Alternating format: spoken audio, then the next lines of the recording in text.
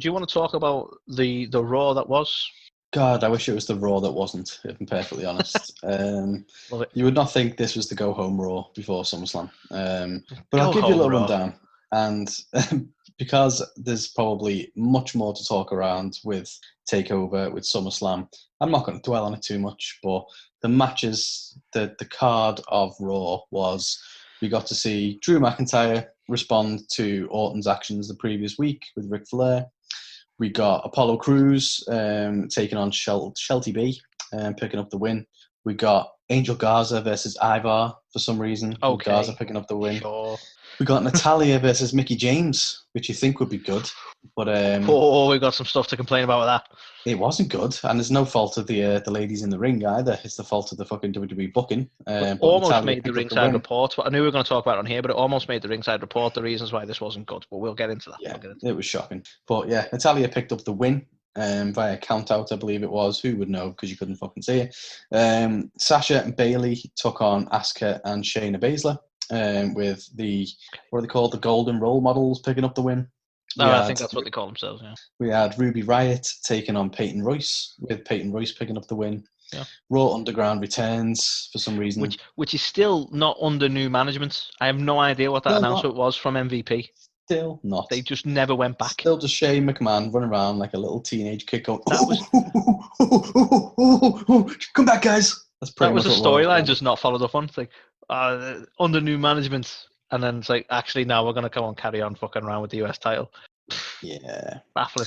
Sorry. So, yeah, that came back, which we'll speak about a little bit in terms of who was in that.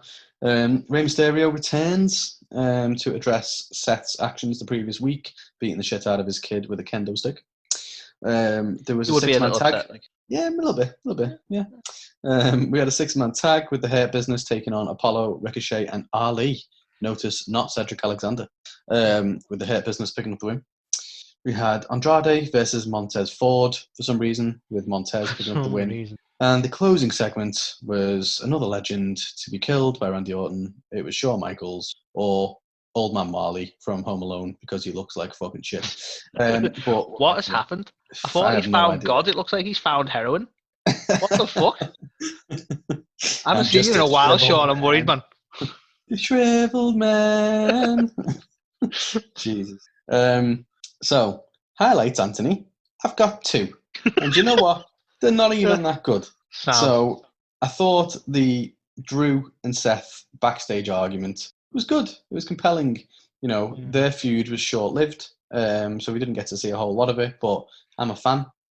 So I'd be down to see that again in the future. But I thought they were both good. You know, the promo itself might have been good if Retribution didn't turn up and just be goddamn awful and shit like they are. And then the other one, like, this is how much I'm clutching straws. The other one was Apollo adding the stipulation to bar the rest of the Hurt Business for their match at SummerSlam, which I thought was probably the only smart thing anyone has done in a long time on Raw. It's almost like he wants to win. Exactly. So, yeah, he manages to obviously beat Shelton Benjamin, so he can get that stipulation in and gets beat down after the match, and then his buddies come out. Just so we're clear, I'm right in saying Shelton Benjamin was the 24/7 champ at this point? I think he was, yeah. And then I think despite Apollo getting the win, he didn't actually win the 24/7 championship, even though it's on the line all the time, apparently. Well, exactly. But yeah, it's on the line 24/7, unless it's in the middle of another match or... unless, apparently, they suspend the 24/7 championship rules when there's a match on. Which is nuts, because if you're Apollo, this is the bit that they don't legitimize the 24/7 title, because if you're Apollo, you'd pin him again. Well, yeah. Even if they put stipulations in place, like, match is over, cool, I'll pin you for the 24/7 title as well while I'm here. Do you know, it's so stupid, isn't it? Like, it is pointless. But that was it, mate. That was the highlights for Raw this week. Brilliant. Now, the rest of the fucking show, right?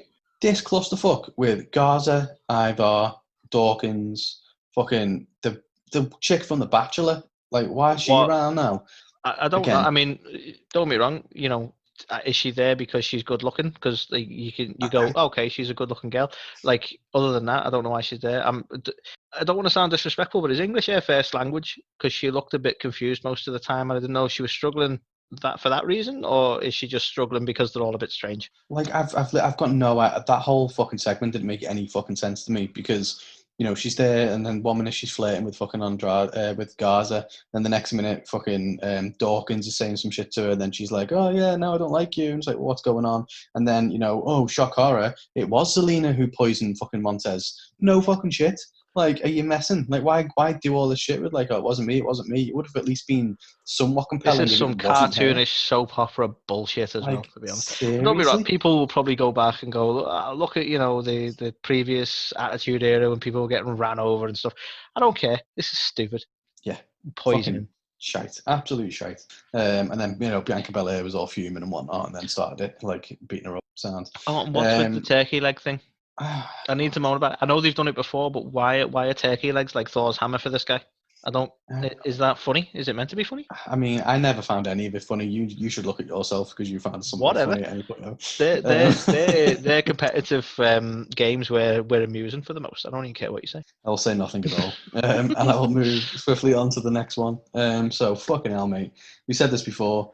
So, Mickie James, they brought her back, a legend in the women's division, right? Whether you like it or not, a legend. She did a lot for the women's division. Like, although people like to sort of set the bar at like Paige and the Four Horsewomen and NXT coming in, like that's when it developed. No, people like Trish Stratus and Mickie James and that, who were actually trying to put on decent matches. These were the people who were trying to turn women's wrestling into what it is now. Definitely a fucking legend in the business. Deserves much more respect than she gets. And do you know what he did? Like midway through her big return match with Natty, is he bring out Seth Rollins halfway through to have a conversation with Samoa Joe at ringside, and then the match is just happening in the background while those literally, like, fucking... where our camera work is on them. Like, it's not like they're arguing and we're aware of it and it's going to kick off maybe towards the end of the match. We're focused entirely on that. It's utterly ridiculous. The match just played. It wasn't even fucking second fiddle, really, because second fiddle was fucking Lana pissing around as well. So it's like match itself was just nothing. And then by all accounts, Natty wins by count out, which we don't really see because we're off screen with these guys. And then Lana's there filming it for fucking TikTok. And it's count out of all things as well. That is so just sort of like whether the ref can be asked or not. Yeah, honestly. You see so many times they don't even start the count for like half an hour and you're like, well, okay, I guess we're starting to count now. Yeah, crazy. Absolute bullshit. The next one... sorry, before we move on to that, the reason this nearly made the Ringside Report, I'll mention, is that by all accounts, Mickie wasn't too happy with this at all. Now, I don't know whether that's a story work, so I've not brought it in to the news because she's quite hot on this as well and feels disrespected, but I don't know whether they're actually pushing towards that as a story, potentially going back against Natty and Lana. Could be wrong, but yeah, there seems to be a bit of like, acknowledgement at least that was just a bit disrespectful and shit. Well, yeah, she's got every fucking right to be, hasn't she? Oh, yeah, Jesus. Definitely. But yeah, the next one, Anthony. Here's some consistency for you. So during the women's tag match, Nia Jax comes down and attacks Shayna from the crowd. No DQ, apparently. That's perfectly allowed, Bearing in mind, fucking the other week or whatever it was, someone got involved with someone who wasn't even in the match with fucking Bailey or whatever, and the ref called disqualification. Yeah. What? What the fuck is this? Fucking Shayna was in the match. They don't even know their rules, do they? They really don't know honestly, their rules. I was fuming because I was fuming the previous week with like, well, hang on a minute, fucking Bailey's being attacked and she's not even in the match. And there's a DQ. That makes no sense. And now someone actually in the match gets attacked, and it's fine. Yeah. It's just ridiculous, isn't it? Absolutely ridiculous. All for the sake of just put a little bit of thought into it. You can still do the story the way you want to. I mean, admittedly, at this point, I didn't know Nia Jax had it in for Shayna. She seems to have been fighting more with officials than she has been any other fucking wrestler, Nia. Well, exactly. Like, I've no idea what that's all about because, with you would imagine, shall we say, without saying anything around what happened in any of the matches, you would imagine that Shayna would be having a sight set on the one of the women's titles next. You would have. What's even going on with Nia? Who knows? It's crazy. Speaking of like what's going on with things, fucking Riot Squad, man. Oh my god, what is this shit? What is this? Like, turns out Liv Morgan was trying to find herself, and it turns out she was right next to Ruby Riot the whole time. So there you go. She found herself. There you go. Yeah, she found that she's exactly who she was like all them months ago before she started to become a breakout star. This was an unnecessary journey. Thanks, Liv. Well, exactly. Like I don't get it because they don't even seem like they are best mates or whatever they're supposed to be again. So what's this mean? Are they gonna fucking just break up again and have another fight again? Like, seriously? We enjoyed it so much the first time. I can't believe it. Like they've actually got they had something decent there. I thought would live, and they've just screwed it. they've panicked and gone, we need tag teams. We need more women's tag teams. I think that's what's gone on because they wanted people to be fodder for Bailey and Banks. Yeah. And I say that knowing that so far there's not been much of the Riot Squad versus Bailey and Banks. But my point being, more women established as tag teams was needed. And I think they've panicked and gone, why did we split that one up? Which was a fucking question in the first place. Why did you split that one up? Well, yeah. No, I think you're right there, to be honest, because obviously the Kabuki Warriors are no more with Kairi Sane going. Yep. So obviously the Iconics have come back. You've got Natty and Lana out of nowhere, and now you've got Yeah, being repaired. So yeah, I think you're Lana, right. who doesn't really wrestle ever, and really got over her husband divorcing her really quick. I know she married him really quick as well, but like Bobby's still strutting around Raw, and she's just not asked now, is she? Nope, doesn't give a fuck. That's long-term storytelling. Obviously. So this next one, the 6-man tag. So they set this up with obviously there's more than 3 of them, isn't there? You've got Apollo, you've got Ricochet, you've got Cedric, and now you've got Ali. And they're all this like little faction of their own against the Hurt Business. And in a 3-on-3 match, one of them has got to bow out. And the one they decided to bin off was Cedric. So it makes sense, because Ali's been so well established as a tag team with Ricochet for a while now. Exactly it just makes sense that the well-oiled machine that is Cedric and Ricochet. Oh, sorry, hang on. I know, there's right? your problem straight away. Cedric and Ricochet have been a tag team for what, months? Absolute so it months. Makes 0 sense other than if they're potentially trying to add Cedric to the Hair Business, but that didn't seem to be the case. But so they went with Ali. So fair dues, he just come back. So maybe he'll put in a good show. Nope, he was the first one to get eliminated, and he got eliminated pretty fucking quick. How fucking pissed off would you be if you were that guy as well? Like, goes back to that. This almost felt like a bit of a fuck you to Ali, to be honest with you. Yeah, because he's made some comments about being, how can you? Well, was that we mentioned it on one of the previous Ringside reports? I can't remember the exact quote, but he was basically saying, "How can you shine if you're not on TV? Like, if you sat at home, how can you?" And it's like, I don't know. It almost feels like a reaction to that comment of going, "Well, fuck you. You're on TV now." Don't know. Well, exactly. Purely speculative, but yeah, not the best treatment for someone who's just returned and maybe could do with a bit of a rub. Yeah. So that was all a load of shite. So I thought, well, maybe they're going to do something with Cedric and then move him into the Hair Business. But no, on was the bevy of 24/7 title changes. So after the earlier match, Shelton Benjamin won the 24/7 title, which made no sense anyway. But then after this match, he'd lost it to Cedric Alexander. So, yeah. Okay. Yeah. This is how people end up being 38 times champions, guys. Exactly. Fucking ridiculous. This is getting fucking ridiculous. But then he wins it back off him after a match that he has with Tozawa, which, when was that booked? On the night? A minute ago, he was going to be in the fucking... honestly, painful. I don't know how it can be booked so bad. Which is why, it fills me with so much confidence. We're here talking about potentially booking our own show. We can't get it wrong like this. Jesus. Makes no sense. What you do, you have a dice, right, with wrestlers' names on. Then you get another dice with match type. And then you get another dice with stipulation, right? And just roll them out and see what happens. You know what? It reminds me of the fucking South Park episode where they're talking about how Family Guy come up with fucking storyline ideas. It's like whales collecting fucking random balls or something. Yeah, it's got to be something like that happened, seriously, because it doesn't make any sense. Honestly, it is proper Wheel of Chance stuff sometimes, the way this is booked. Yeah. We then had Andrade versus Montez Ford, which was a match that happened. It was very meh. It didn't really do anything to build any suspense with the whole kind of fucking poisoning or anything like that. Yeah, great. Awesome. The only thing I will say for Andrade and Ford is at least it made sense more so than Angel and Ivar. Well, yeah. Because we know that at least Andrade and Ford are going into a match against each other for the titles. Why is Ivar involved? Just because? No idea. No, because of the Bachelor chick or whatever she is. Well, exactly, yeah. That's what it's about. It's all about turkey legs or whatever. Honestly, fucking stupid, man. But then, speaking of the Viking Raiders, so we go back to the Raw Underground, fantastic set of segments that we have.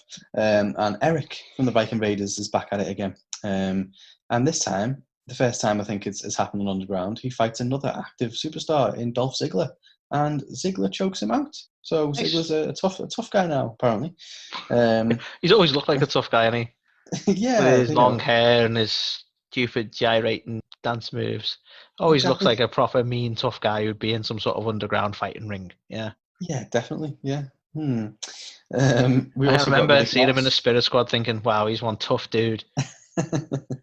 Exactly, he's the toughest male cheerleader we know. He really is. I'm surprised he weren't there with the dancing women. Well, it wouldn't surprise me, to be fair. Don't give them ideas, Anthony. That'll be it next week. We know they don't value consistency, so it can happen. Yeah, it can. So then we had Riddick Moss. He was there as well, fighting some people for some reason. So I guess he's back just doing those segments now. Now we've got Shayna's mates. Shayna's mates are there. Can I just say, before we move into Shayna's mates, what tickled me with Riddick Moss was like, because that it went a little bit like out of the ring, and then people started fighting other people and stuff. And I'm like, isn't there like some sort of like I've never been to an underground fight, Carl, so I could be wrong, but like if you're there like close quarters watching a fight happen and someone knocks into you, wouldn't you think you'd be a little bit more like, well, these things happen? People were getting really like, you're meant to be fighting him, and all attacking each other. And it's like, why is this turning into a brawl? You must have been expecting this. There's no fucking ropes on the ring.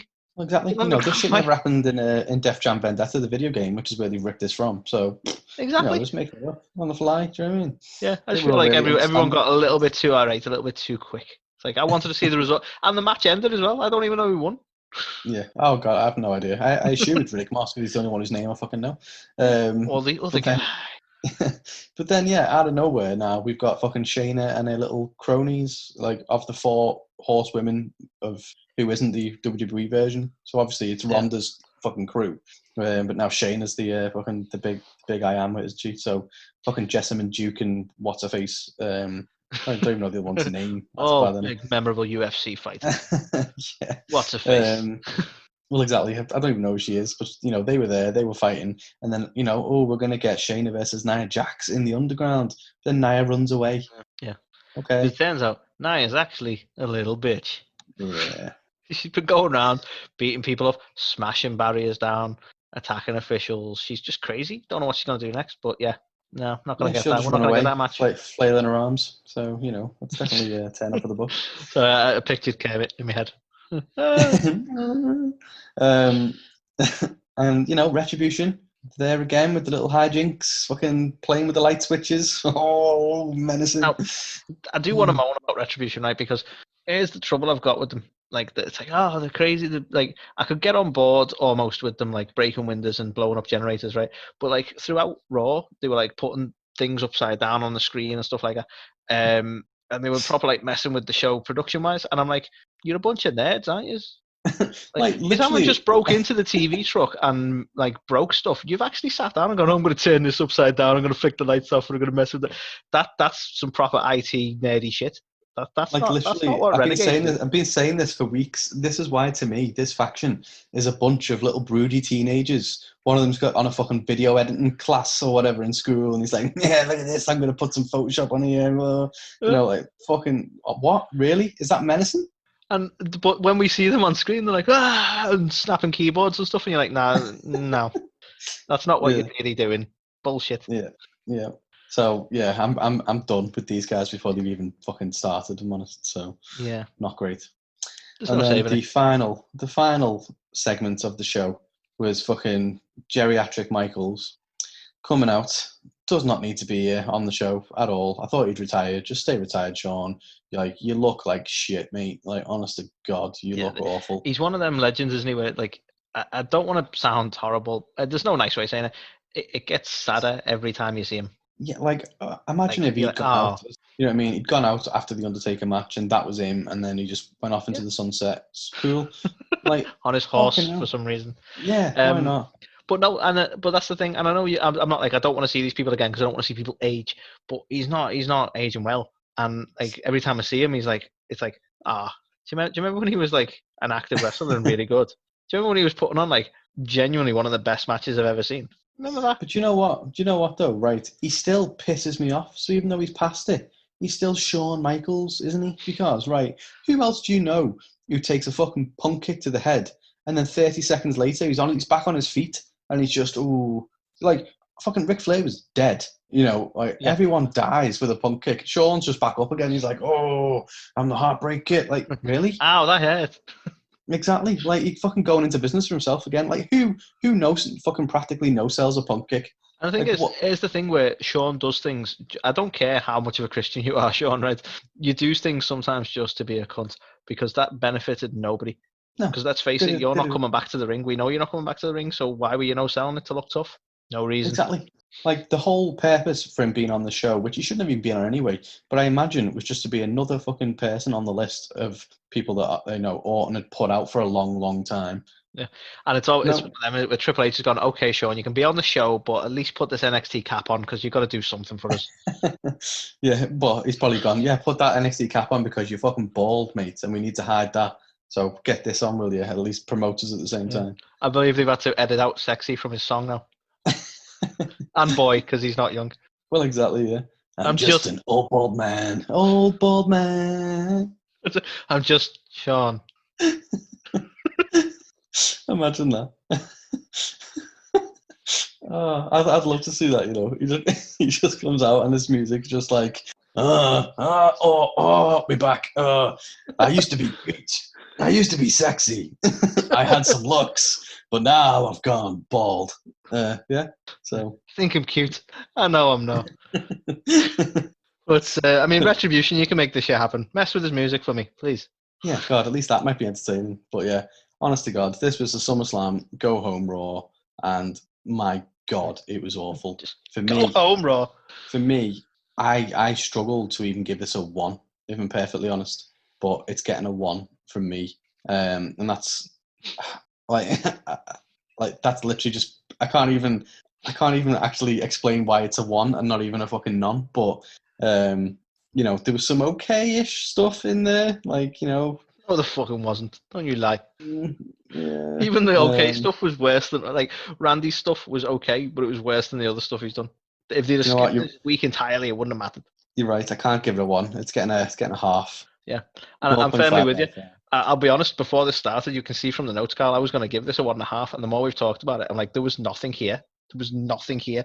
So I'm with you. It's getting a half a point because it was shit. They could have totally eliminated this, and it would not have mattered for SummerSlam at all. Agreed.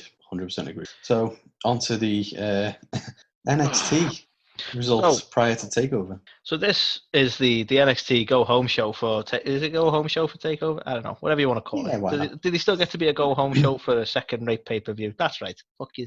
Right. This is another one that was quite like Raw, whereby this didn't really need to happen as a pay-per-view. As a show. Like, if they'd have skipped this entirely, it wouldn't have really had any effect on TakeOver as far as I'm concerned. However, as far as the card went, we saw Johnny Gargano go up against somebody called Ridge Holland, which was a North American title ladder match thingy qualifier. And who's going to win that one? I know. Naturally, we saw Gargano win because we never heard of the other guy. We saw Dakota Kai go up against a Jesse Kamea. I hope I'm pronouncing it right. Apologies if I'm not. With Dakota Kai taking the win because naturally we knew that one. We saw Legado del Fantasma go up against Breezango and Isaiah Scott or Swerve. Isaiah Swerve Scott, or I don't know, wherever you want to put his nickname. With Legado del Fantasma taking the win. We saw Rhea Ripley and Shotzi Blackheart teaming up against Mercedes Martinez and Aaliyah, with Rhea and Shotzi taking the win because we've heard of them. And then we saw Finn Balor go up against the Velveteen Dream, and I think this was another North American qualifier. Either way, they went up against each other. Dream won it because why not? There's enough controversy around, and why not give them the fucking win as well? And that was the card. So, as far as the highlights go, Carl, I've kind of got one, sort of, right? Because, as I've mentioned, it wasn't bad, but it didn't have any highlights, and it didn't really need to happen. And that is the whole point. I'm like, it didn't. The only highlight I can give it is the fact that it was okay. Like, there was some good matches there. Like, Dream of Balor didn't really do too bad.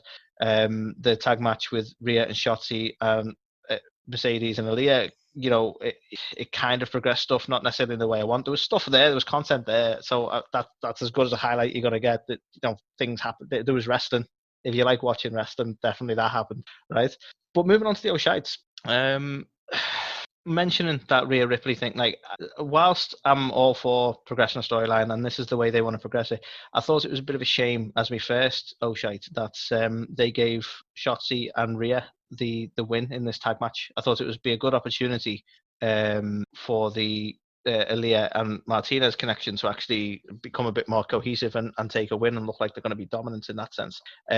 Because what they're trying to do, obviously, is build up towards Martinez as a beast going up against Rhea Ripley. They made that quite clear, to the point that in the tag match you didn't see a lot of them two going up against one another.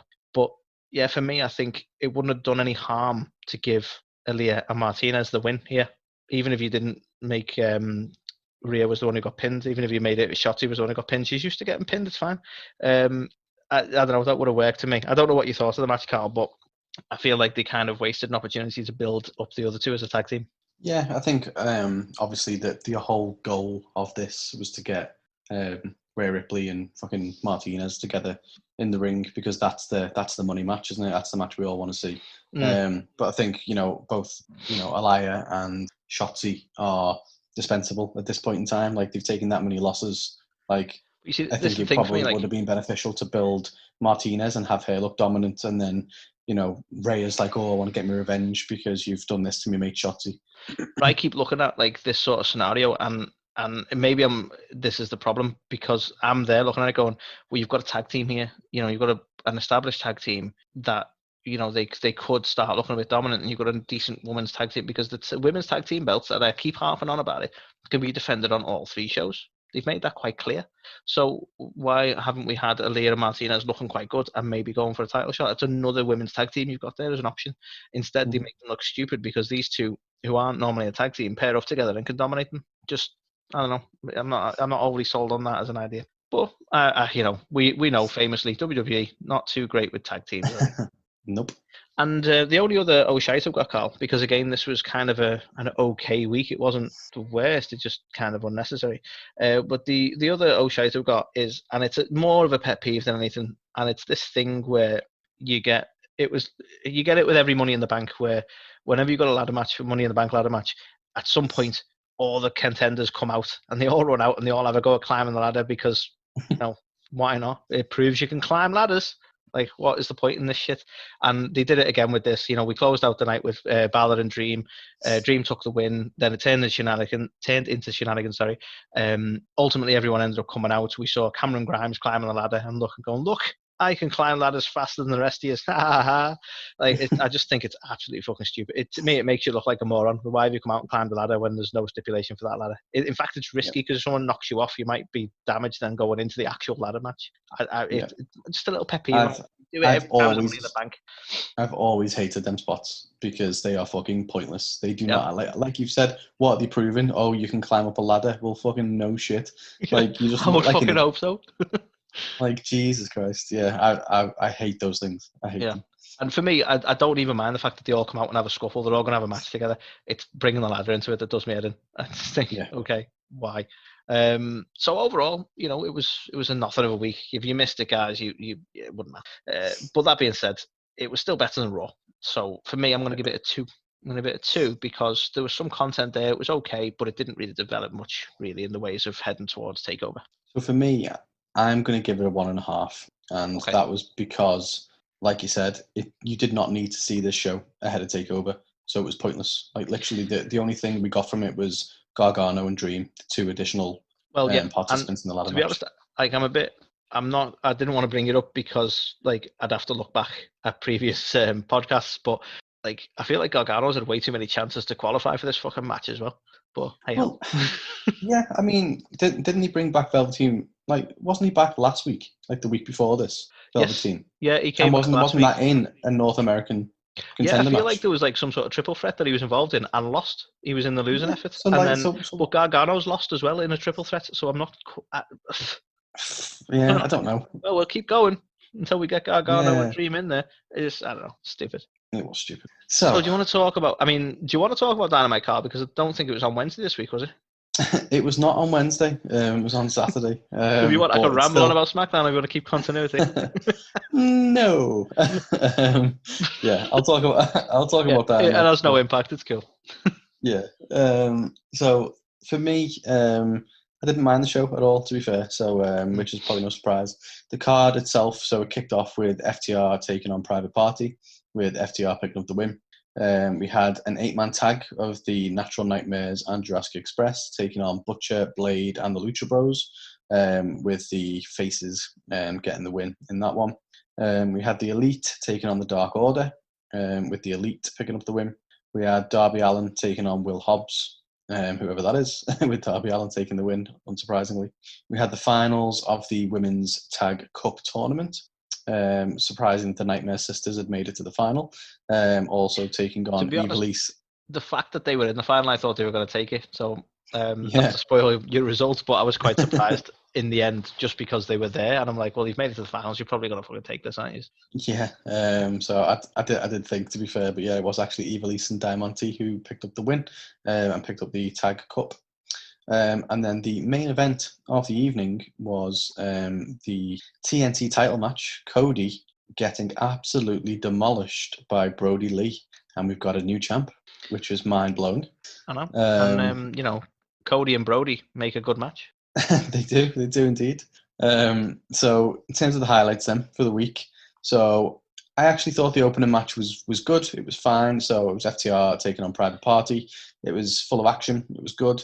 Tully Blanchard is their new manager now. So as he dropped Sean Spears, I don't like that's all he had. He's only had Tully in the glove. Tully in the glove.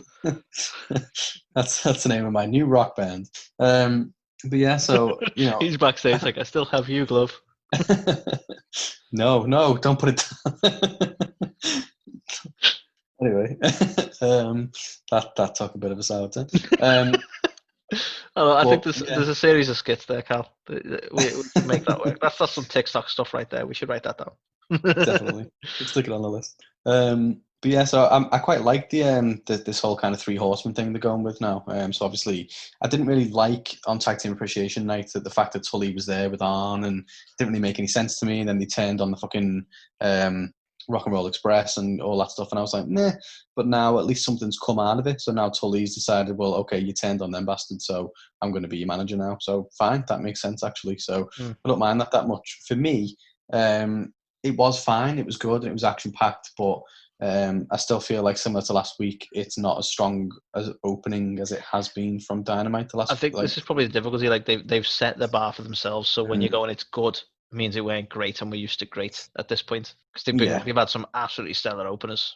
Yeah, definitely. So it's one of them. It was fine, but there's been some incredible openers, and this wasn't incredible, but it was certainly fine and an okay way to kick off the show. We then got some promos from both Moxley and MJF, both of which were really good. It wasn't one of Mox's best. I've been praising him the last couple of weeks for how good his promos have been, but this one felt a bit WWE-ish, a bit cartoony, to be fair. Which was, I don't know, it wasn't his best work, but it was still fine. It did the job it needed to. But MJF, on the other hand, I thought was great. So, yeah, I think everything he's done now around trying to ban his it's paradigm shift. And I love the fact that the character work of everybody else as well. You've got that what's her name, Nina or something, and she's just stood there smiling because she got told off that time. You got the guy who he threw into the wall last week, stood at the back just all shifty and stuff. It's all very well detailed and very well remembered, isn't it? All those little bits they've put in, they've definitely it's all been done very deliberate. It doesn't feel and again, I'm not trying to compare the two by any means, but when you get with WWE, everything's so sort of last minute and random a lot of the time that you don't get that kind of development and that kind of detail in these sort of things. So yeah, I think all those little touches are just brilliant to see. Yeah, defo. And I think as well, I don't mean this to sound controversial or a negative or anything, but I hope after the Moxley match that he doesn't carry on the whole campaign thing. I don't feel like he needs that to his gimmick. I feel it's good as it is now, and it makes sense. I think it makes it, because he's campaigning towards the title match that he felt he deserved, so it makes a lot of sense right now. But like you say, if he carried it on just to be a sort of cartoon character of the president, essentially, hopefully they don't do that. Yeah, definitely, because he's so good on his own. He doesn't need anything silly like that. Do you know what I mean? So he's brilliant. One of the best current heels. Oh God, yeah. That being said, I thought his work in this was really good. He was selling the neck and stuff, and trying to get it banned. And really, he's just trying to find any advantage he can to beat him, isn't he? So we're actually getting to a point, whether I'm wondering whether he's going to win. I don't think it'll be a clean win, but I think we could see him as champion. I think we could see an angry Mox wanting a rematch because he got screwed over. But I could see him being champion. I really could. And I'd love to see some of the heel work he did, being the top guy in the company. Yeah, God, imagine that. Imagine MJF with the belt. Like, holy shit! Like, Be some that would fantastic work. That You know what though? really would. Like the only thing I think that, which that this could all change depends on the fact that they bring fans back. But the only thing I think is they might be saving a proper title change for the fans. But then that being said, we'll come on to it in a minute. They didn't save that for the fucking TNT title, did we? But well, thing anyway, is, you know what? This is a win-win really, because I'm happy if Mox retains, and I'm really happy if MJF takes it. I'm not going to be upset if he doesn't win, but I'd be made up if he did. You know what I mean? It doesn't have a negative for me. Like, it's not like watching the Fiend versus Braun when I'm like, the Fiend better fucking take this or I'm gone. I'm genuinely happy no matter who wins. You know what? It'd be a fantastic way. Like, it's such an MJF way to win the belt as well. If Moxley snaps and hits the paradigm shift, but he's set up some sort of stipulation where if he gets hit with that, then he becomes the champ. Do you know what I mean? Like, that'd be the best chicken shit way for him to win. That would be funny. So yeah, thought they were really good. We then get the announcement of a Mimosa Mayhem match announced for All Out. So yeah, I don't know. I did think it was good. It was funny. I don't know whether they're taking these things a bit too far now. Like the Stadium Stampeders sound. I think he's just got he's just a fan of what's the word called? Like alliteration. So it's like Mimosa Mayhem. That's a lot of M's. Like Stadium Stampede. Yeah, that's a match. So yeah. So I don't know. Oh, like, you have a point. I think they're trying to keep that connection between the bubbly and OC, but it's what they do, isn't it? I'm not going to moan about it. It's going to be silly. It's going to be fun. It's going to be intense at times. It's going to be a decent match. Yeah, definitely. And I thought, they both did a good job of, within their characters to get the match over. And I'm glad that we're going to see the decider match from it all. So, I'm still definitely keen on it. But I just thought, the ridiculousness of it for the It seems, I think Jericho just enjoys a spectacle at the minute. He's like, what else can we do? This is fun. Well, exactly. It's one of them, isn't it? Where like there's no fans or anything. So it's like, how can we, what can we do to just do something we couldn't normally do, I guess. And I think they've done well so far, because at a time when there was no fans, WWE were dropping ratings and they were feeling very boring. Whereas I think AEW, in all fairness, maintained a level of interest without an audience, and it's very difficult to do. Very difficult. I'm not dogging WWE for that, because it is difficult to keep that interaction, because you do notice the crowd. But I think AEW definitely did a lot better with that situation. Yeah, I'll agree with that. The next highlight. So I was really happy with this. Darby Allin actually got to squash someone. So, nice. Like, like this guy who he fought, I can't remember his name. Fucking what's his name? Obviously, I've written it down. So. Dave. Will Hobbs. So no idea who the fuck the guy is, but I still think it's nice to see the likes of a Darby Allin gets to fucking squash someone in a match. Do you know what I mean? It doesn't always have to just be the monster that does it. That's the thing, yeah. Because he picked up a win. He picked it up in quick style, which I thought was good. And then even more impressive is the work from Ricky Starks. So Taz gets on the microphone. It wasn't great from Taz, to be honest. He was a bit fumbly and a bit like meh. It's been like that a few times now. I don't know if he might be losing it a little bit. Yeah, like sometimes he's absolutely fucking like, God, yeah, this guy can talk. And other times he's just like, this guy's, I've got another guy. He's also called Darby. Look, he's called Darby. And it's like, oh, okay. It's not really that good. But yeah, I was proper impressed with Ricky Starks. He comes out obviously dressed up as Darby, and then him together with nearly said Wardlow though, but it's not Wardlow, it's Brian Cage. Both batter Darby. But yeah, I don't know. I feel like Cage isn't doing himself that good of a service. I don't think. He just looks like a bit of a meathead. I feel like he needs a little bit more about him. Like, I know that Taz has been his mouthpiece, but now they've got this Ricky Stark guy coming out and, looking like fucking hell, this guy can talk, and he's like... Yeah, engaging. That comparison's probably not the best for Cage at the minute, is it? No, so I feel like, I don't know, they probably need to be careful with that, because he's obviously the biggest star in terms of like the body and the build, isn't he? Like, he's the one who's going to be going for the bigger titles, you'd imagine, so one to watch. Then we get Matt Hardy getting revenge on Sammy Guevara. So I like this, to be fair. Like, I thought last week he was a bit silly, looking for fucking anyone who looked like Sammy and beating up a referee. I wasn't a fan, but this one beats the shit out of him. I liked, obviously every week on Dynamite, Sammy does the thing with the cards, doesn't he? Like, with little messages.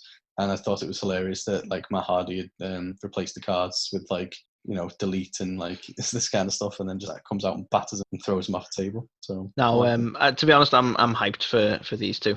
I think that, apparently it was a botch with the chair and so on like that. But even so, like they've worked with it brilliantly, and like you say, maybe a little bit wavering with Hardy just attacking people, but overall, I think it's been booked really well, and I'm hyped for that match. Yeah, I mean it's another classic example. It's similar to Jericho with like anyone that he's in the ring with. Like Matt Hardy's doing this to put Sammy over. So exactly, and that's the thing. We won't be, even if Matt gets the win, which I honestly think would be unlikely at this point. It's not going to be without making Sammy look fucking brilliant. Yeah, definitely, because they do know what they're doing. Yeah, so I'm proper looking forward to that. Something else I was critical of as well previously was around Shida and like her lack of challenges, and there was like they really sorted this for you, didn't they? This complaint you had. So they were going on about it, and I was like, oh well, fucking hell, you're making it like you've beaten everybody, and they're not really that good anyway. Blah blah blah. Well, out of nowhere, fucking Thunder Rosa, the current NWA Women's Champ, is going to challenge Shida it all out. So that's just fucking blindsided. Yeah, what a piece of Shida. So yeah, like that, I would never have predicted that. And I've got quite a bit of excitement behind it, to be fair, because by all accounts, I don't watch NWA, but I've heard really good things, so I'm actually really excited to see that match. And this is further evidence that Tony Khan clearly listens to our podcast. Well, he's gone, you know what, Carl, you're right. I'll fix it. I know some people at NWA will get sorted. And here we are. We're just it's getting to the point now where everything we say just it's kind of happens, isn't it? So we're the voice of the voiceless. We are the voice of the voiceless. And I'd just like to say I will win the Euro Millions this week. I will. Good. You heard it here, Tony. In fact, Tony, you just give me your millions. That's fine.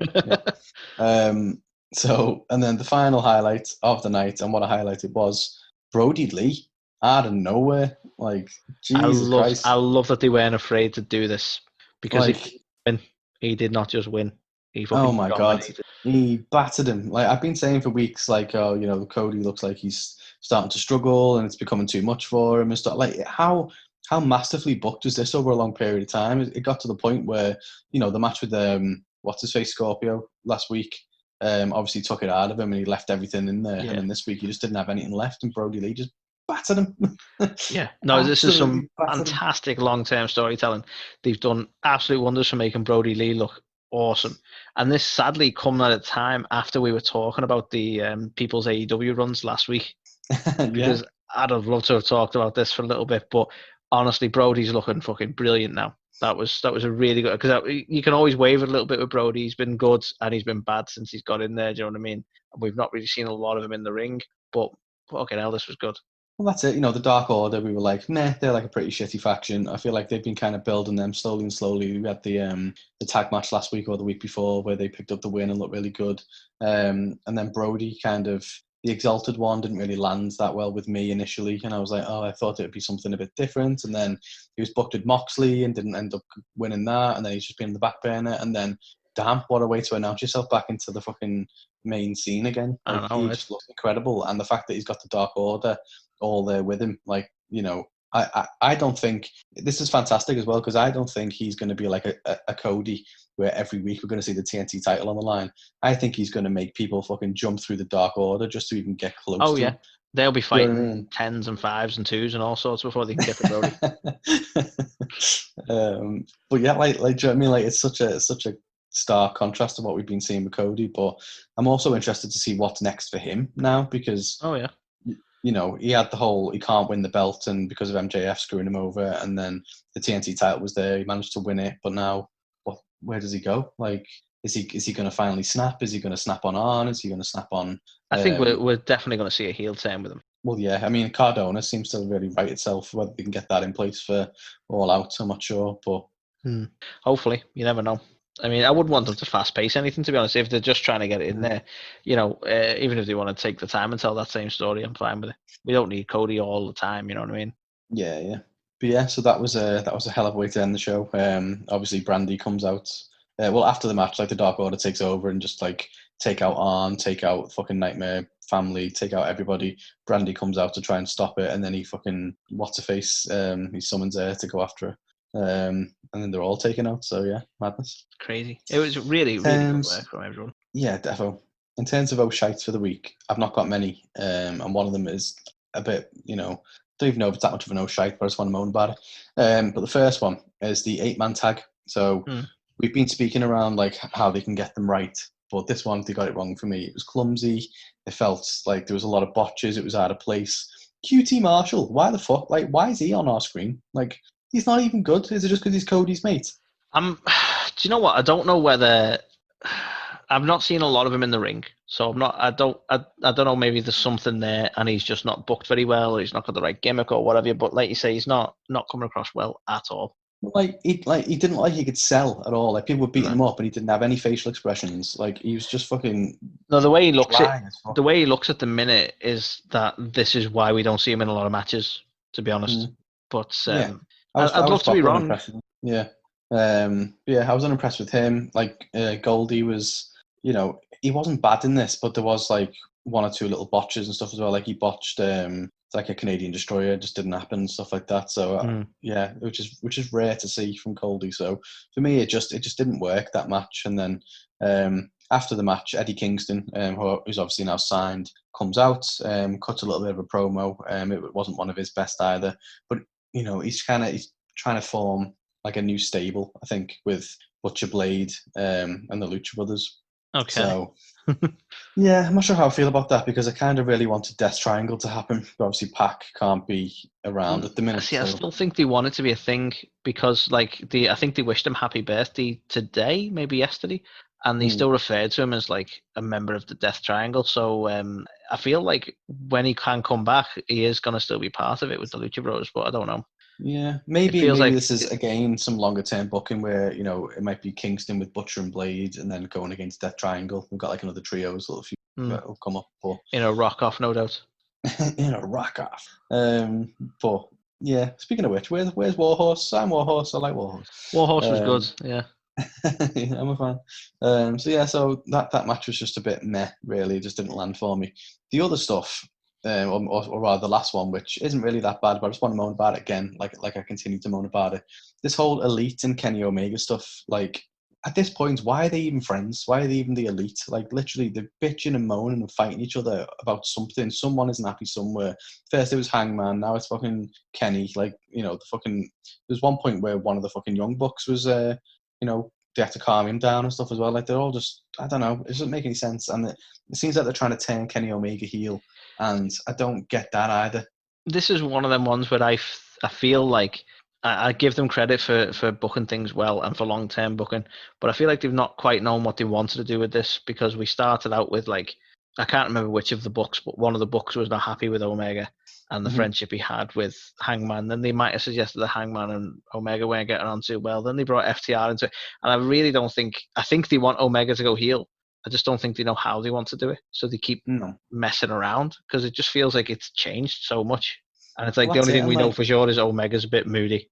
Well, exactly. So Omega's a bit moody and he likes to beat people up after his matches now because, and then they try and talk him out of doing it. But even if they turn him heel, who's he going against? It's not like, he seems to be mates with Hangman again now, except for the fact that Hangman is like mates with FTR now. So I don't know. Like, where's it going? I guess. Like, I'm cool with him going heel. Like that's fine. I'm definitely cool with him not being a tag champ, and that's nothing to do with the work they're doing as tag champs. But it's Kenny Omega. He's fucking one of the best wrestlers in the world. Just give him. Well, see, this is the thing. Like, we know he's one of the best wrestlers in the world. I've not seen a great deal of him. I'd like to see him have a good singles run here. I'd like to see that. Like, I didn't see a lot of New Japan. I've seen a few select matches, and I know he's good in the ring. But I'd like to see a good singles run. But they just don't know how they want to get there yet, as far as I can see.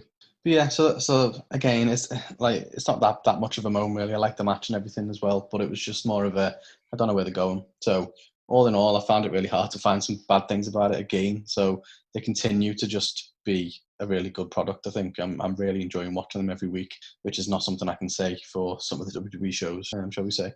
But that all being said, I'm going to give this a 3.5 out of 5 because I was close to giving it a 4, but I don't know. I felt like some of the other stuff was just a bit like meh. Like the opening match was a bit meh. Like the promos were good, cool, but yeah, I don't know. I just don't feel like it was worthy of a 4. And my only other gripe was I feel like there was just too many tag team matches. So I feel like about 80% of the card just tag matches. I'm with you on. I think for me it's a 3.5 as well. I think it was a really solid week. I think it's credit to it as well that they essentially had a normal week of Dynamite going up because of the scheduling changes going up against TakeOver. So I think credit to them for putting on a really good week. Not that, I mean, I don't think that influenced what they were booking at all. By the way, I don't think they deliberately put anything on or changed anything to compete with TakeOver. I just think it's worth noting that they were on a different sort of time slot and sort of trying to work with that as well. But it was still a really good week. And you know me, I'm quite stingy with my 4s and 5s anyway, but definitely a solid week for them. So and I agree with your points that there's quite a lot of tag team stuff going on. I can't moan too much because WWE don't really do tag team stuff, so this is the one place to see it. But I'd agree with you on 3.5. Yeah. So SmackDown, Carl. Let's talk about SmackDown, shall we? Some SmackDown. We saw, as far as the card goes, Sheamus versus Big E. Oh, Big E, sorry. With Big E taking the win. We saw Shinsuke and Cesaro versus the Lucha House Party, with Shinsuke and Cesaro taking the win. We saw Sasha Banks and Bayley versus Naomi in a weird, still not sure how it works, beat the clock match, with ultimately Banks taking the win. Like, I'll get onto that because that was one of the issues, really. But essentially, it was the one who could beat her quicker. Which in itself, like, a bit insulting. It's like, well, you're both going to beat Naomi, but who can do it faster? Exactly. Apparently. Although I think Naomi got the win on Bayley, but didn't get the win on Banks, so they did go against that. But either way, total fucking mess. And then we saw MJF, I was going to say. We saw AJ Styles, all letters, isn't it, versus Jeff Hardy, with, for fuck's sake, Jeff Hardy taking the win for the IC title. For fuck's sake. Right, so as far as the highlights go, Carl, this isn't specifically SmackDown, and I'm curious to get your thoughts. So this is the first time I'm going to mention this. So this was the first time that we were in the Thunderdome, and I will agree with whomever might moan about it that there were some teething issues. There were some things that probably could be done better, and it wasn't perfect. But overall, as a concept, I thought the Thunderdome was really good. I found some of the way they do the camera angles in the Thunderdome can be a little bit jarring because we're not used to it, because they were like almost on top of wrestlers sometimes and stuff like that. So that was a bit unusual. But certain things they brought in, like, pyro from fucking everywhere, or the lighting over the top and all that, the actual screens with the audience, I do think helped a lot. For me, the audience could have been piped in louder. I didn't feel like we were still getting that proper audience feel, but it's different. It's all teething problems. But as a whole, as a concept, I was actually really on board with it. I'm curious to know what you think. I wasn't as on board with it. I'm on board. I'm on board with the arena. I'm on board with the new pyros, the new lighting system, all that amazing stuff. Not a fan of the screens with the fans. Really? Not a fan at all. Do you feel we're missing something with the wrestlers not being there behind the plexiglass and chanting and banging and stuff? Yeah. Like, I mean, don't get me wrong. I'm not a massive fan of that either, especially the fucking banging on the glass. But they don't add anything. It's like when you're on a fucking Zoom call, like in work or something, and someone's on a delay, and it's just, like, I think, you know what I mean? Like, you might go. This is potentially some of the teething issues they've got with it, because this is, like, in terms of audience noise, it was decidedly less lively, which is one of the issues. And they were piping in noise that wasn't necessarily coming from the people on the screen. But even so, there wasn't an audible audience where you were getting that for the last few months with the PC talents being there. But I think this is where they may have overestimated the enthusiasm of people sat at home. Yeah. I think WWE were thinking they're going to be on screen, there's going to be a camera in front of them, they're going to be like, yeah, all the time. But they're not. They're watching TV like the rest of us. So I'll agree with you. I don't think that's going to change, in all honesty. No. And the thing that annoys me as well is the piped in noise. And I think it was probably worse at SummerSlam, which we'll get on to. But I wasn't digging it at all. It's like when I watch the footy now or something, and it feels delayed. Like, I can't really put my finger on it. Yeah, but I imagine someone has a shot. Like, if there's a potential chance of it going in, they'll go, and then when it misses, you go, oh, and you lower it, and it's like, I just doesn't feel real. It's not natural. I think that's the problem in some sense, which is weird actually, because football isn't scripted. Yeah. So the difficulty football would have, you think WWE wouldn't have the difficulty football has, but I still feel like they've got somebody sat there adjusting things as it goes on, rather than going, well, we know how the match is going to go, well, this is planned out, so we'll have the audio planned out. I think you may have a point there that it's almost a bit delayed and the reaction's not quite right. But that for me is teething troubles. I think they can get there with the piped in audio. I'm not totally against it. I just think they need to hone the skill, if you will. Yeah. So Thunderdome was great, and no one disagrees. Thanks for that, Carl. Now, I have my issues with the opener in a way, but do you know what I was actually quite pleased with? Cool. Vince McMahon being interrupted. As weird as that sounds, everything just felt very paint by night. Vince is going to come out. He's going to talk about how great everything is and how great the Thunderdome is, and then before he got a chance to say fucking anything, the Fiend was on him. And then Braun come out, and then it all kicked off. And I was actually like, whilst the Fiend Braun Retribution stuff could have been executed better, I actually really like the fact that they kind of almost subverted my expectation, because I didn't expect the Fiend to rock up, because I was expecting about 10 minutes of Vince McMahon talking about how great everything is. So that in itself, I was like, yeah, that got me. I didn't expect that as soon. Yeah, I think I was surprised by it, definitely. Obviously, he's still got his little catchphrase in, like, you'll never see it coming, and then all of a sudden the Fiend... Yeah, I mean, every fucker says it. I thought it was proper corny, the whole, like, well, I'm going to go this way. Well, I'm going to go... Oh, no, I'm going to go this way. Well, I'm going to go that way too. Like, it didn't feel menacing. It felt silly. And then this thing he does with his tongue now, the Fiend, you're like, that's not, like, I don't know. Well, what's been happening? Fiend's been home for a while, obviously stewing over Braun, and he's been listening to a lot of Kiss. So that's where that's come from. But no, I mean, again, that was probably the only good thing, because I'll move into the Oshites because it sort of bleeds onto it. But the way they'd set everything up here, like I was happy with the Fiend interruption. I don't mind it being at the beginning of the night. I don't mind it being at the expense of Vince McMahon's little speech. I don't mind Braun responding. What I didn't like was the Retribution coming out and that whole situation. I didn't like the fact that essentially, right, here's the bit that I find odd with Retribution, that we're trying to book Braun as the monster among men and really scary, even though he's fucking not. He's just a big goon, right? And we're trying to book the Fiend as this intimidating, menacing figure that you wouldn't mess with. And then Retribution come out when those two are in the ring and didn't give a flying fuck. And then the response was for the Fiend to go, bye, and run away. And I was like, what the fuck's that? So yeah, I did not like that one little bit. I completely agree with that. Like, it looked as though they were giving each other the eyes, weren't they? Like, oh, should we take these fuckers out? And I was like, oh, okay, they're going to actually team up and beat the shit out of Retribution. And then he literally went, bye then, and just fucked off. Yeah. It was like the scene from The Simpsons with Snake. Would a coward do this? Bye!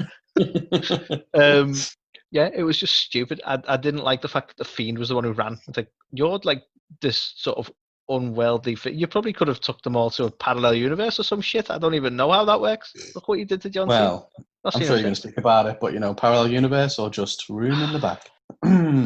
That's definitely no chance. So yeah, I didn't like the way they'd done that. I mean, obviously they then had like basically everyone come out and try and stop Retribution, and then that led me to my other fucking issue in the fact that Braun is just a big babe, right? And I'm not even joking, right? This man is meant to be coming across an intimidating heel, right?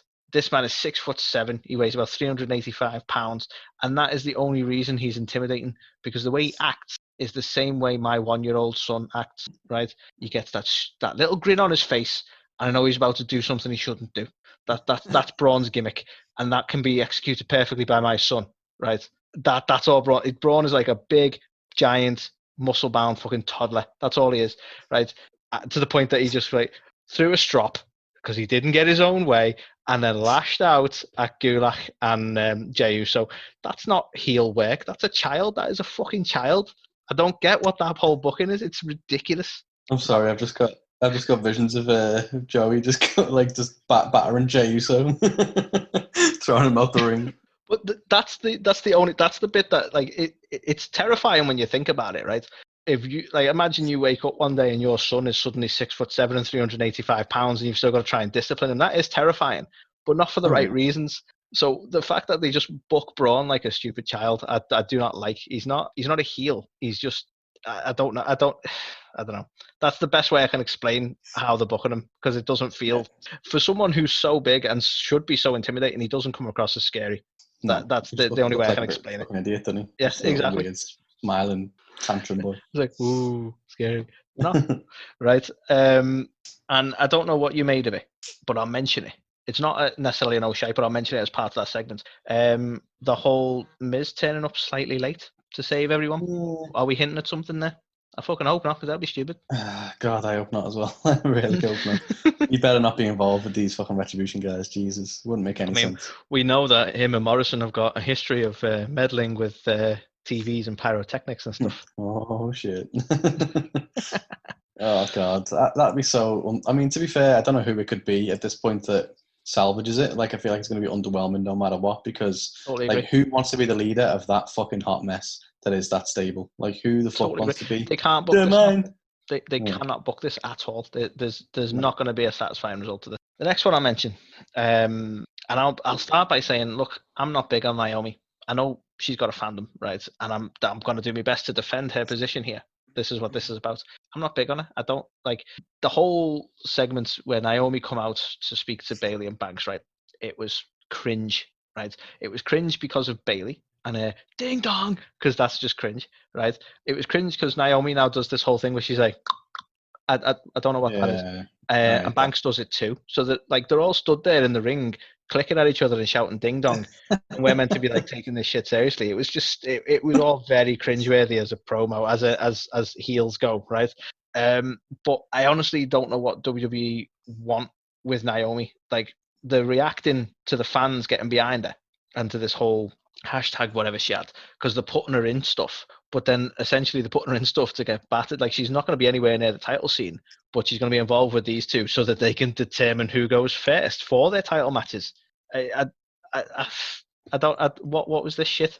You know what, I feel bad for Naomi just because of the way this whole thing was booked. She's just a way of getting a stipulation across. I don't feel like I could ever sum up a segment as well as you just summed up that fucking segment. Like, it was literally them just stood in the ring, clicking at each other.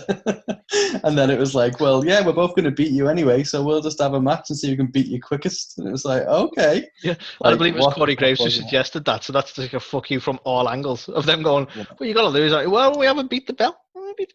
Well, yeah, I mean, what he clearly has something in for Naomi. Like, he was the one who in the fucking battle royal was like, hashtag's not going to save you now. Like, yeah, just does not like it apparently. Yeah. But yeah, I feel like if they're gonna put her in a position on the show, then do it a little bit better than this, because like this is just, it feels like they're almost trying to say fuck you to everyone who's behind Naomi, which is an odd statement to make. Are they trying to annoy the fans? Who knows? Who knows? And again, she's not a bad wrestler. I'm not big on her like as a gimmick, as a character. I don't think her mic skills are that great, in all honesty. But you know, she's unique and she is a good wrestler. So there's something there. You know, I'm not totally dismissing Naomi. She deserved more of a push than she's got. Fair to say. But you don't see, who do you see now? You don't see Lacey or anyone anymore. All Bailey and all Banks. So I'll still mention it, but I'm not gonna moan about it, because I'll mention it because I now know what's going on here, right? So initially, when I wrote these notes, when I watched Smackdown, I was moaning because Sonya come out and she was like, basically, I'll clarify actually. Mandy said some things earlier backstage where she was like, I just want to be friends with Sonya again, because apparently she's not that asked about all the betrayal and bullshit. And then Sonya come out and said, I knew you were going to try and get out of it. How about we make this a loser leaves WWE match instead of her versus her? And so I'm there like, fucking typical WWE. Don't even know what fucking match they want. No beds, etc., etc. Evidently, Sonya, the stipulation changes come on the back of Sonya wanting some time off, understandably, because of what we reported on last week. So I'm not going to moan about it. I will mention it because I've sorted out and clarified it. But this is why they've changed the stipulation. So Sonya's left WWE, or leaving WWE. Sorry, spoilers for SummerSlam. On the back of everything that's gone on, I believe she's got court cases coming up in relation to it all. And obviously, as we said last week, it was a horribly traumatic thing to go through. So totally understand the stipulation change on that basis. So I can't. You know what? For me, this whole thing is a classic example of when they blur the lines between fucking what's real and what isn't, and completely fuck it up so bad. Because, right, it's been revealed now that the other person inside the house who escaped with Sonya was Mandy, right? Right. She was there as well, right? And it was Mandy who the guy was messaging her saying, I'm going to kill that bitch in there with you, right? Oh, right. So Jesus. it was them two having a look like a fucking slumber party or whatever, because they're mates, aren't they, in real Well, life, yeah, right? in real life, yeah. Both of them. And then that's why everyone's coming up to her going, are you okay? Are you okay? And all this kind of stuff. And it's like, okay, what? So if you're going to acknowledge that on telly, then why would we ever believe that you two hate each other that much anyway, to the And point this you'd is want the to thing, fucking like, have this match? yeah, this is a good point because we're not saying, don't ask if people are okay. Don't televise it, dickheads. Yeah, like, honest, like, really? Like, fucking, like, this is the bit I don't get. Like, what is kayfabe today? I don't understand it. Because, yeah, everyone knows now that it was Mandy was the other person. Cool. But when you broadcast it to telly, if the people don't know, then why are you asking if Mandy's okay? Why does she just want to be friends again? Where's all this come from? Exactly. But I think this is the thing where, like, Mandy's kayfabe's always been all over the place because, like, we know from her social media, etc., that she has a boyfriend, but we are meant to totally believe that she's with Otis. Yeah. Because kayfabe, but only when we want like, kayfabe. But that's what I mean. That's like, if she splits up with a boyfriend in real life, and then someone goes, "Oh, you okay? I know you split up with what's his face." What? Like, Yeah, to and us then they watching move it, you'd be straight like, onto what? an Otis angle, and you're like, wait, hang on. Yeah. Like, what the fuck you on about? Like, this was just a classic example of, like, what a load of shit. Like, kayfabe, it just doesn't make any sense in WWE at all. Yeah.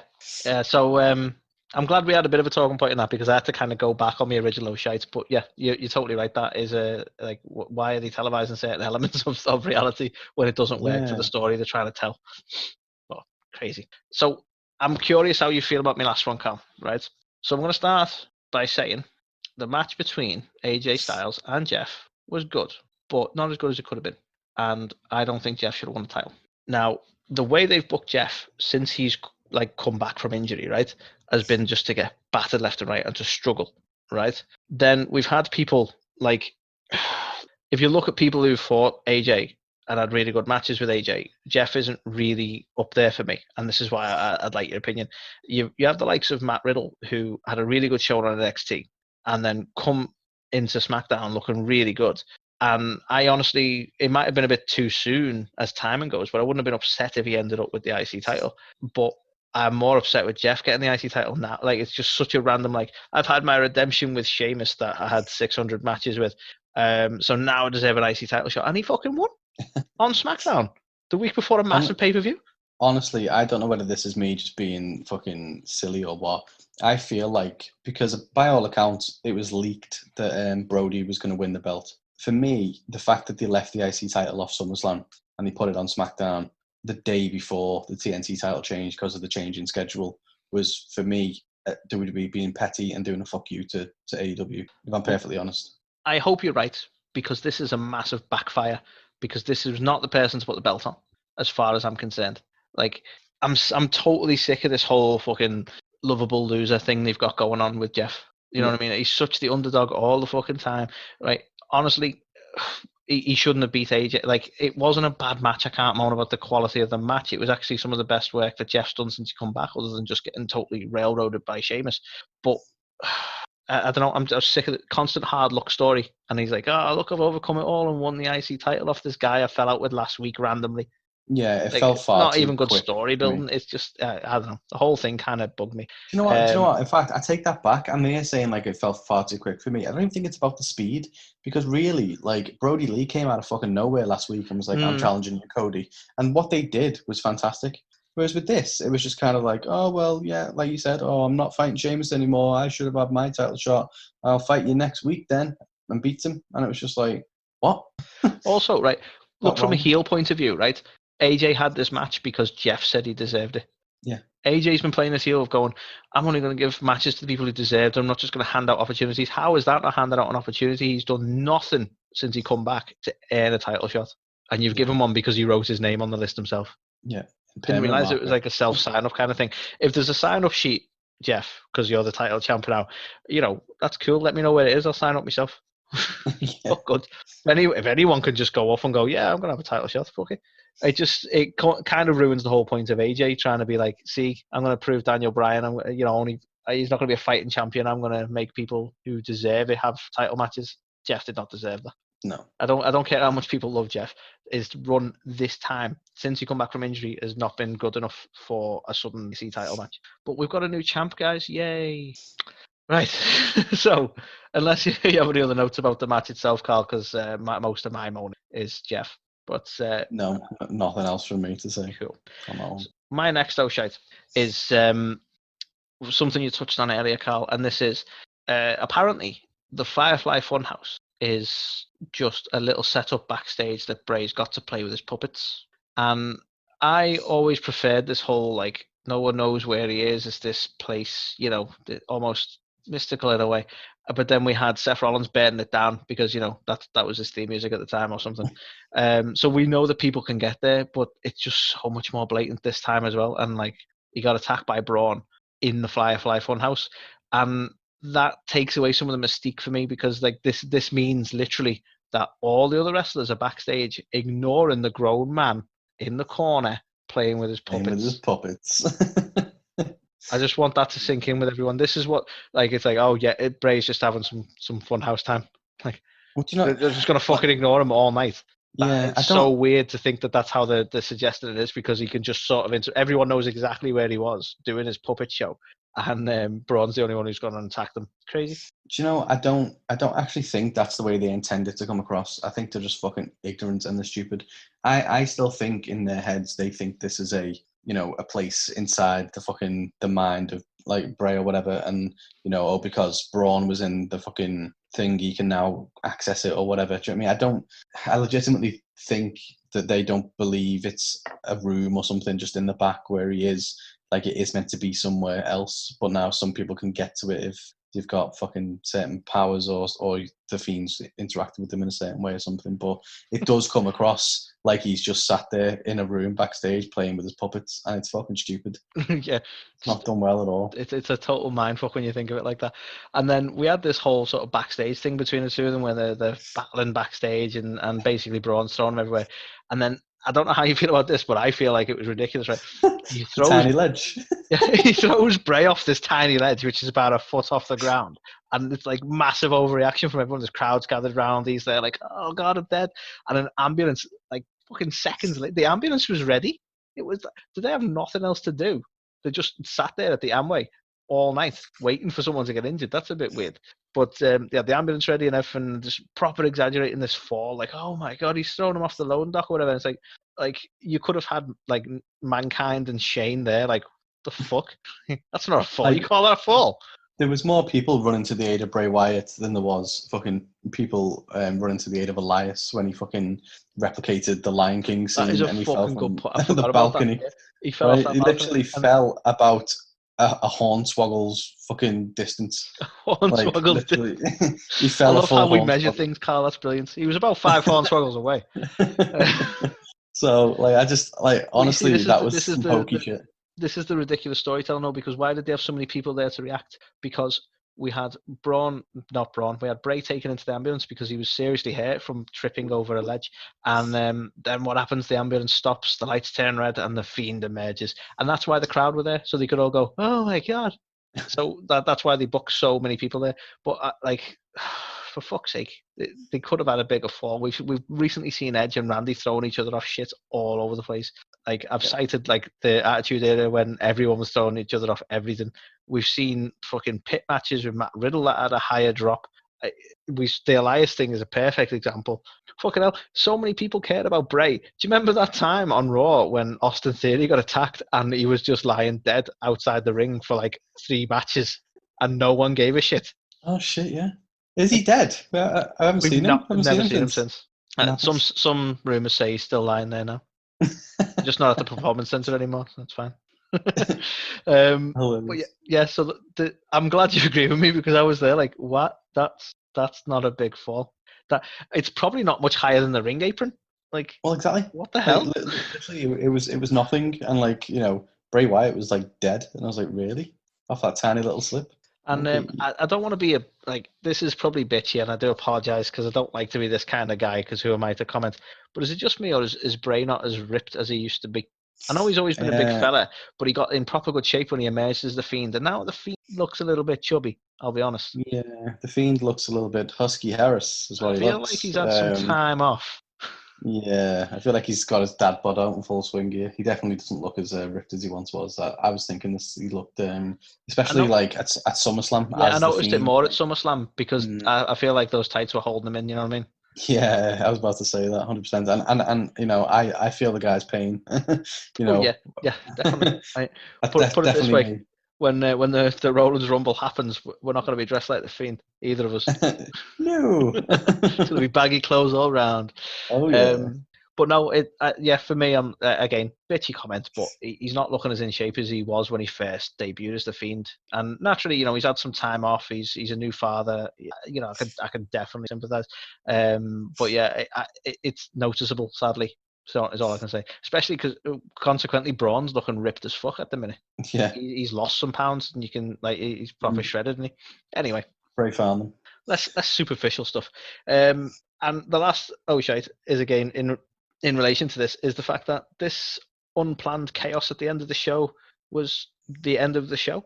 So I guess they were planning on having a much shorter SmackDown than usual, and you know, unfortunately, Bray and Braun filled out the rest of the show because it's this typical thing of like, apparently we had nothing planned, so good job you two started fighting.